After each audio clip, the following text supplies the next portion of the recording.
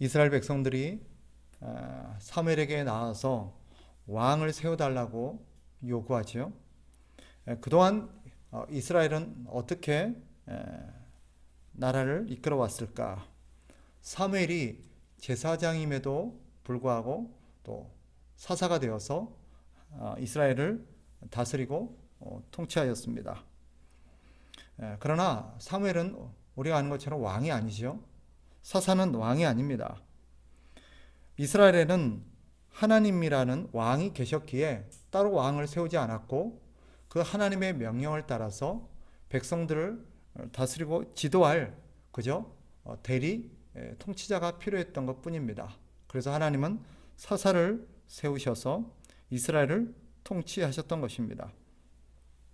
한 가지 사사와 관련해서 우리가 좀 짚고 넘어간다면 사사와 왕이 다른 점이 뭘까라고 생각하시는 분들이 있을 텐데 여러 가지 면이 다릅니다.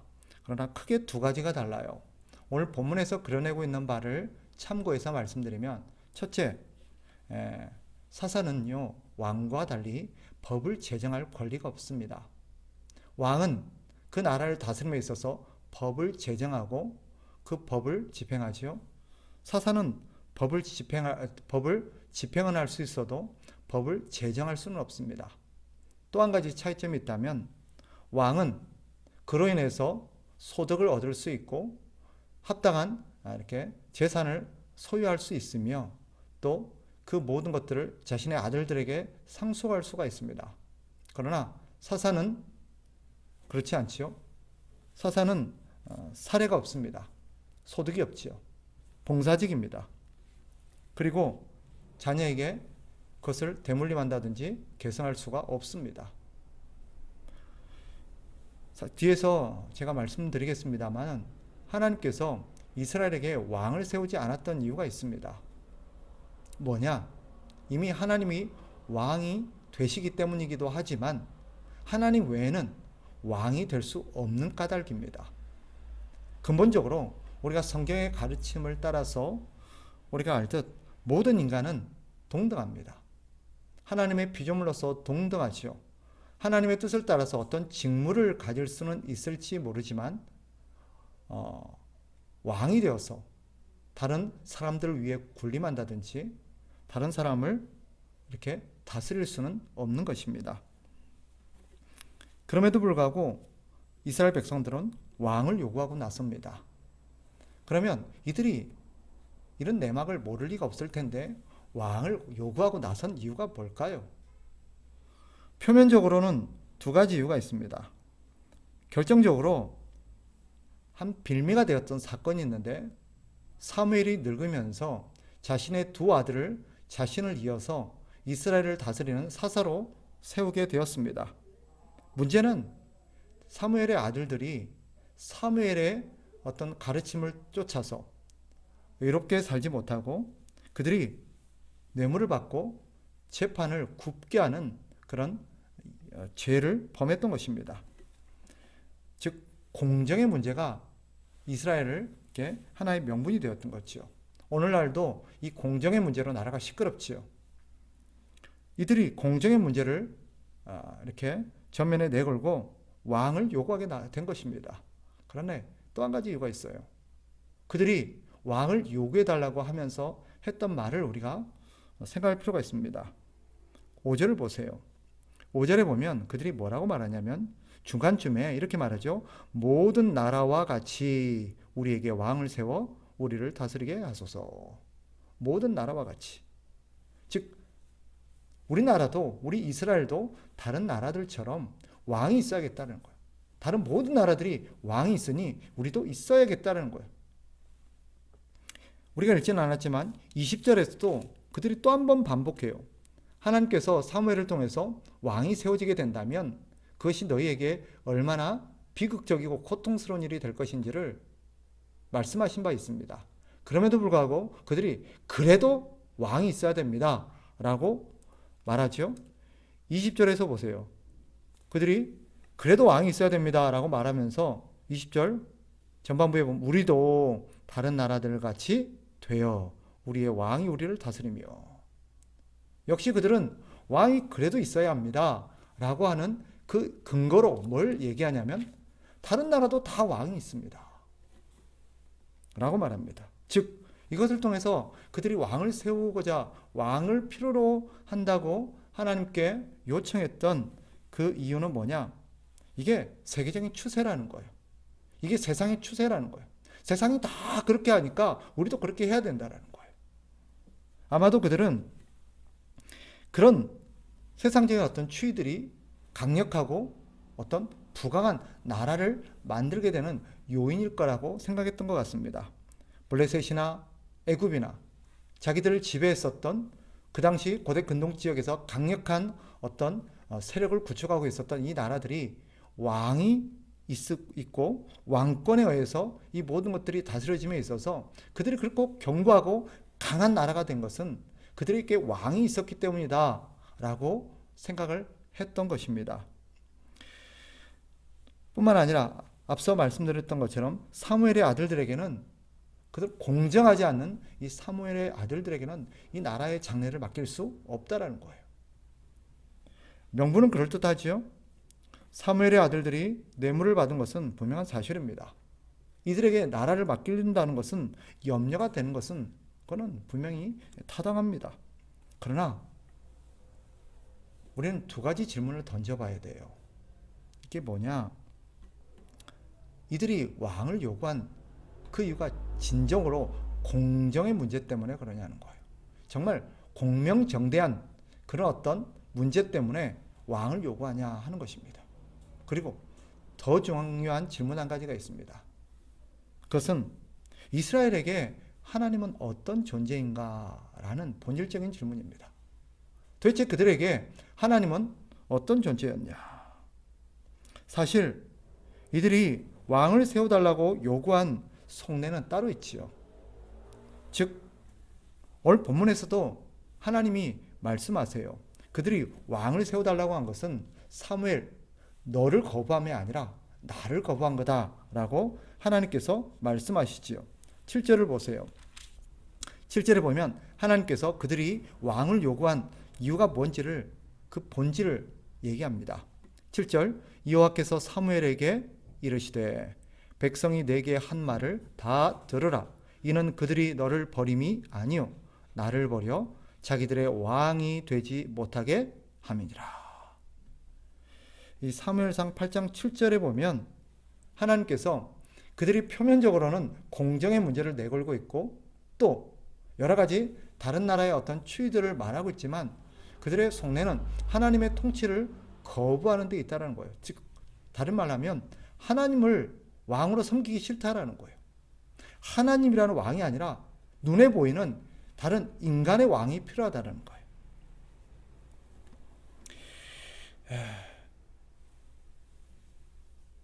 여러 가지 이유가 있겠죠. 그럼에도 불구하고 하나님은 이스라엘의 분명한 왕이셨어요. 그리고 그들은 지금까지 하나님을 섬겨왔습니다. 그러나 그들은 하나님이 아닌 다른 왕을 요구하고 있습니다. 사실 이들이 왕을 요구한 그 이면에는 결과적으로 하나님을 향한 불신앙이 자리하고 있다라고 볼 수 있습니다. 이들이 하나님의 왕권을 인정하지 않고 사람, 눈에 보이는 인간 왕을 요구하는 그 이유가 뭐냐? 여러 가지 현실적인 어떤 그런 문제들이 있겠지만 우리가 여기서 살펴볼 중요한 인간의 본질적인 내면의 원인을 좀 살펴볼 필요가 있습니다. 거기에는 보이지 않는 하나님에 대한 불신과 또 불편함이 자리하고 있습니다. 즉 보이지 않는 신이 아니라 보이는 그런 신, 보이는 왕을 섬기고 싶은 것입니다. 보이지 않는 것은 뭔가 불확실해 보여요. 그리고 마음을 불편하게 합니다. 내 손에 들려져야 하고 내 눈에 보여야 하고 내 앞에 있어야 합니다. 그래야 우리는 거기서 안심하고 거기서 우리는 편하고 그래야 우리는 마음이 안심 놓입니다. 그러나 하나님은 눈에 보이지 않았고 눈에 보이지 않는 하나님이 자기들을 다스리고 자기들의 나라의 장래를 다스리고 계신다. 그분이 맡고 계신다라는 부분들이 믿기지 않았던 거예요. 즉 하나님에 대한 불신앙이 그들의 마음에 자리하고 있었다라는 것을 우리는 알 수 있습니다. 보이지 않는 하나님에 대한 그런 불신앙, 결국 그들은 보이는 왕을 요구했던 것이죠. 뿐만 아니라 또 하나의 이유가 있죠. 그들은 하나님이 자신들에게 요구하고 하나님이 자신들에게 지도하는 그런 삶이 아니라 사실은 자기들이 원하는, 자기들이 추구하는 그런 삶을 살고 싶었기 때문입니다. 즉 하나님이 세우고자 하는 나라가 있죠. 그죠? 하나님은 이스라엘을 하나님을 섬기면서 거룩하고 의롭게 또 모든 민족의 그런 본이 되는 나라로 세우길 원하셨습니다. 그러나 이스라엘은 자기들만의 나라를 세우고 싶은 거예요. 즉 사실 그들이 눈에 보이는 왕을 세우려는 그 이면에는 어쩔 수 없는 하나님이 아니라 자기들의 손으로, 자기들의 어떤 여론으로 자기들이 컨트롤할 수 있고 자기들의 말을 들어줄 수 있고 자기들의 요구를 수용할 수 있는 그런 왕이 필요했던 것입니다. 하나님은 절대적으로 순종만이 필요한 왕이죠. 인간들이 어떻게 할 수 있는 왕이 아닙니다. 오직 인간편에서 순종과 절대적인 복종만이 필요한 왕이죠. 그게 싫은 거예요. 그들은 자신들이 어떤 조절할 수 있고 자기들이 영향을 끼칠 수 있고 자기들의 여론이라든지 의견이 반영할 수 있는 그런 왕, 그래서 자기들의 만족과 요구를 들어줄 수 있는 그런 왕이 필요한 것입니다. 그들에게 공정이라는 건 뭘까요? 그들에게 정의라는 건 무엇입니까? 사실 절대적인 기준에서의 정의나 공정이 아닙니다. 자기들의 이익을 보장해주고 자기들의 안전을 보장해주고 자기들의 신변을 보장해주며 자기들을 대변해줄 수 있는, 그래서 자기들의 요구가 수용되는 이것을 공정이라고 말해요. 이게 인간이 외치는 공정입니다. 오늘날이라고 다를까요? 여당이든 야당이든 다 공정을 외치죠. 정의를 외칩니다. 그런데 달라요. 결과가 달라요. 그 이유가 뭘까요? 그들이 생각하는 공정이 절대적인 하나님의 기준에서의 공정이 아니기 때문입니다. 그리고 마지막으로 앞서 말씀드린 것처럼 그들이 하나님의 통치를 거부하고 인간의 왕을 요구하는 또 하나의 이면에는 세상의 정치 체제에서 매력을 느낀 것입니다. 세상에서 다른 나라들이 갖고 있는 왕정 체제가 자기들이 보기에 훨씬 멋있어 보이는 거예요. 그리고 훨씬 더 대단해 보이는 거예요.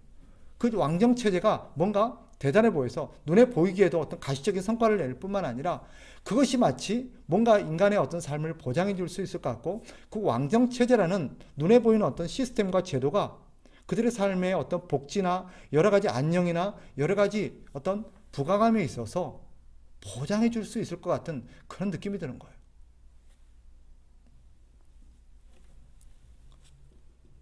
결과적으로 이스라엘이 보여주는 그런 것들은 뭐냐? 이 왕을 요구하는 이스라엘 백성들이 보여주는 그런, 오늘 본문이 말씀하려고 하는, 우리에게 말하려고 하는 그것은 뭐냐?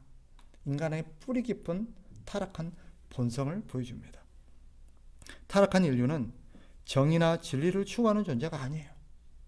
눈에 보이는 것을 추구합니다. 자기 이익을 추구해요. 세상은 공산주의냐 민주주의냐 사회주의냐 자본주의냐 이런 것들을 따지죠.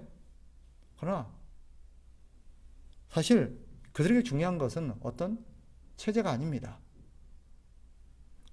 사실 공산주의라 할지라도 그 공산주의가 공산주의자의 어떤 그런 사상 주장처럼 모든 사람들이 평등하고 모든 사람들이 동등하고 모든 사람들이 똑같이 그렇게 살아갈 수 있는 삶이 실제로 구현만 된다면 사람들이 그것을 거부할 리가 있겠습니까? 아무리 민주주의를 외쳐도요, 아무리 자본주의를 외쳐도 민주주의와 자본주의 안에서도 얼마든지 불공정과 또 불평과 여러 가지 문제가 나타납니다. 이스라엘도 마찬가지죠.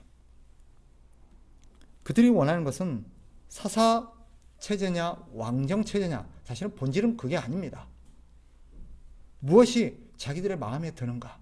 무엇이 자기들에게 더 유익하고 이익이 되는가? 그리고 어떤 것이 자기들에게 더 편한가? 사실 이들에게 있어서 가장 중요한 건 뭘까요?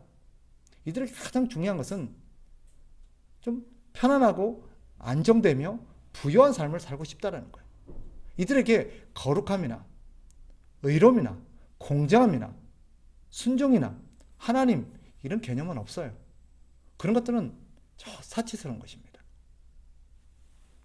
이들에게 정말 중요한 것은 뭐예요? 일단 내가 편안하게 살고 싶다는 거예요.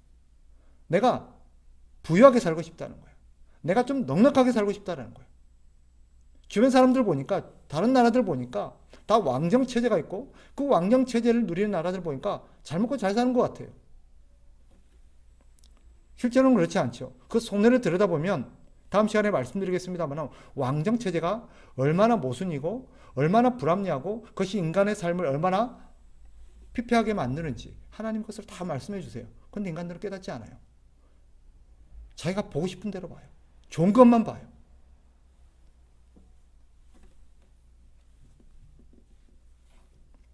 하나님께서 인간의 요구를 거부하신 데는 하나님이 왕이시고 하나님만이 왕이 되실 수 있고 모든 백성들은 하나님을 섬기며 살아야 될 그것이 진리요 그것이 옳은 것이기 때문이기도 하지만 사실 인간들이 요구하는 그 왕정 체제가 인간의 삶을 불행하게 만들기 때문이에요. 모든 사람은 동등한 존재인데 모든 사람은 존귀한 존재인데 누가 누구 위에 군림하면서 누가 누구를 노예로 부리고 누가 누구를 함부로 착취합니까? 누가 누구의 노동력을 착취하고 누구 것을 함부로 빼앗을 수 있습니까? 그런데 왕정체제는 그것을 합리화시켜요. 그걸 정당하게 만드는 체제예요. 사실 모든 게 그렇습니다. 그럼에도 불구하고 어리석은 이스라엘은 그걸 깨닫지 못합니다. 결국 하나님께서 그들의 요구를 들어주라 그러죠. 사무엘에게 걔네들이 원하는 대로 해줘라 라고 말합니다. 다시 7절로 가보세요. 8장 7절부터 9절까지 바로 그 내용이죠. 여호와께서 사무엘에게 이르시되 백성이 내게 한 말을 다 들으라. 이는 그들이 너를 버림이 아니요 나를 버려 자기들의 왕이 되지 못하게 함이니라. 내가 그들을 애굽에서 인도하여 낸 날부터 오늘까지 그들이 모든 행사로 나를 버리고 다른 신들을 섬김같이 내게도 그리 하는도다. 그러므로 그들의 말을 듣되 너는 그들에게 엄히 경고하고 그들을 다스릴 왕의 제도를 가르치라. 하나님께서 그들에게 이 사무엘에게 지네들이 원하는 대로 해줘라, 요구를 들어줘라 한 까닭이 뭘까요? 그들의 요구가 정당하거나 옳기 때문이 아닙니다. 자신들의 선택이 얼마나 어리석은지를 깨닫게 해주기 위해서요. 아까 말했죠. 사람들은요 어리석어서요 깨닫지를 못합니다. 그래서 하나님께서는 그 어리석음을 깨우치는 방법으로 자신들의 선택이 얼마나 불행한 결과를 가져다 주는지를 맛보게 하는 거예요. 그래서 하나님께서 고난이라는 방법을 쓰십니다. 우리는 어리석어서 얼마나 어리석은지 스스로 경험하지 않고는 깨닫지 못할 때가 많습니다. 맞아야 정신을 차려요. 당해봐야 정신을 차려요. 경험해봐야 정신을 차립니다.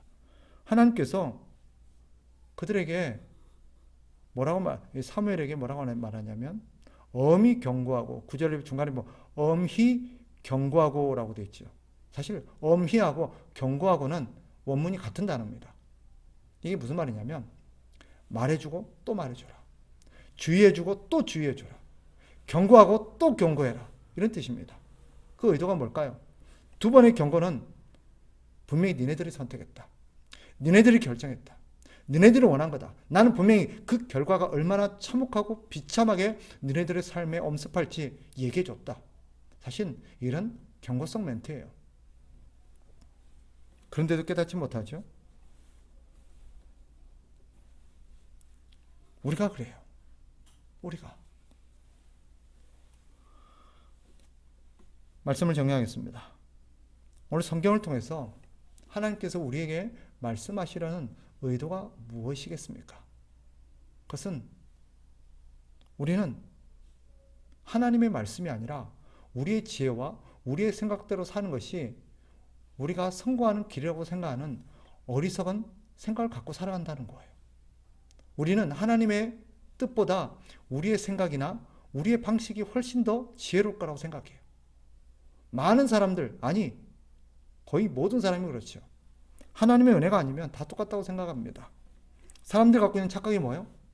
자기가 제일 지혜롭다고 생각하고 자기 생각이 언제나 옳다고 생각하고 자기가 뭔가를 할 수 있을 것 같다라는 생각을 해요. 자기 생각대로 하면 될 것 같아요. 경험해봤던 사람들, 하나님의 말씀은 말할 것도 없거니와 주변에 여러 선배들이라든지 인생의 어떤 여러 그런 연장자들, 또 그것을 경험해봤던 사람들이 경고하고 그거 아니다, 그거 아니야, 그거 하지 마. 그런데도 왠지 자기는 예외가 될 것 같고 자기는 될 것 같아요. 그래서 사람들이 해요. 제발 그 일 하지 마라. 제발 그 짓 하지 마라. 그거 안 돼. 설령 그래가지고 돈 몇 푼 번다 할지라도 그것이 네 인생을 황폐하게 만들 거야.